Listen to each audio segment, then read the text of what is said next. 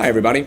Today we're going to be taking a look at rugby shorts and everything you need to know and consider when you're picking up your next pair for your match or training.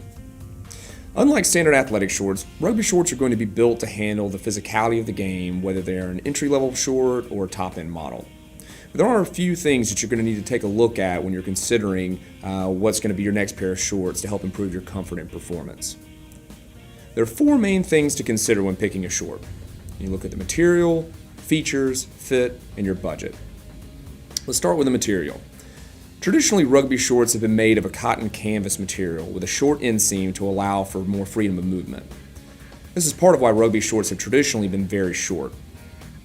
The benefits of cotton are they're very cost effective, but they're durable, and they can be broken in much like a pair of jeans. The downside is they are more rigid and less durable than more modern materials that have a bit of give. They also manage moisture very poorly and get heavy in wet or very humid conditions. Most modern shorts are made of primarily polyester, with some utilizing a bit of lycra or spandex, either in the main paneling itself or in special gussets designed to increase range of motion. This makes the shorts significantly lighter than traditional cotton shorts, and they manage moisture much better. Polyester can still be fairly rigid though, so it's important to pay attention to whether the short has all-over stretch material or at least stretch zones, either in the crotch, side panels, or both. Next up is the features. Different brands will offer different features, but there are a few common ones to look at. The most crucial feature of a short from a performance standpoint is the flexibility and range of motion.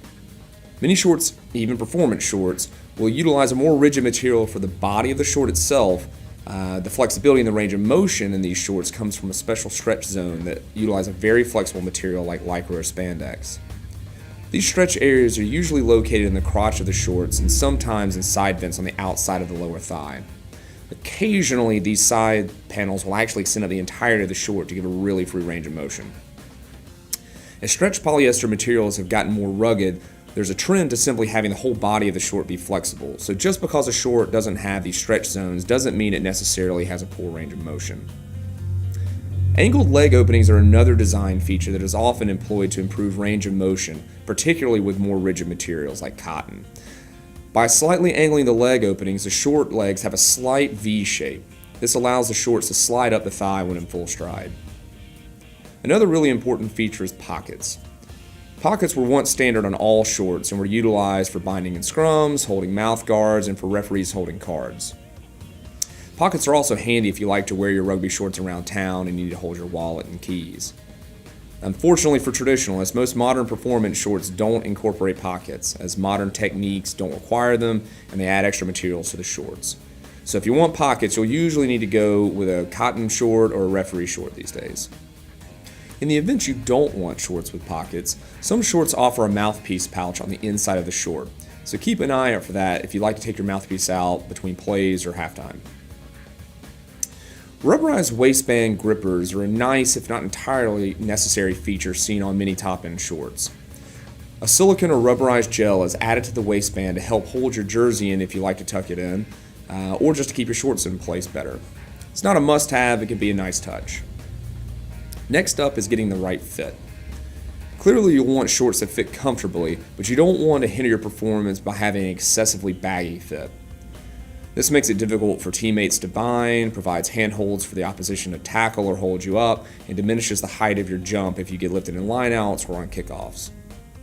But if the shorts are too tight, then it can hinder your ability to run and your ability to get into the proper rucking, tackling, and scrummaging positions. So, bearing that in mind, you might want to err on the side of going a bit large if you're going with a more rigid short, or a bit small if you're going with a more flexible short.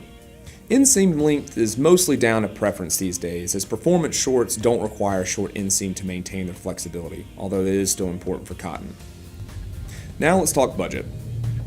Oftentimes you'll need to buy the pair of shorts that complement your team's jerseys, but at a minimum you'll need some training shorts. This is where you need to determine what your cost and performance requirements are. Lower end shorts tend to be more rigid and lacking the bells and whistles of more high-end shorts. This may or may not be a big deal for you. Plenty of outstanding rugby players have used cotton shorts at the highest levels, but undoubtedly a good pair of performance shorts will be much more comfortable in the long run.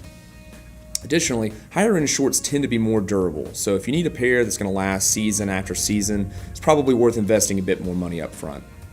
Appearance and short length is another consideration. Some players love their rugby shorts as short as they can get them, and others really want a longer cut. Paying attention to the inseam is most important here if that's a concern for you. Fortunately, no matter what kind of shorts you go with, you're going to get a product that's built to withstand the rigors of rugby and get you ready for Saturday.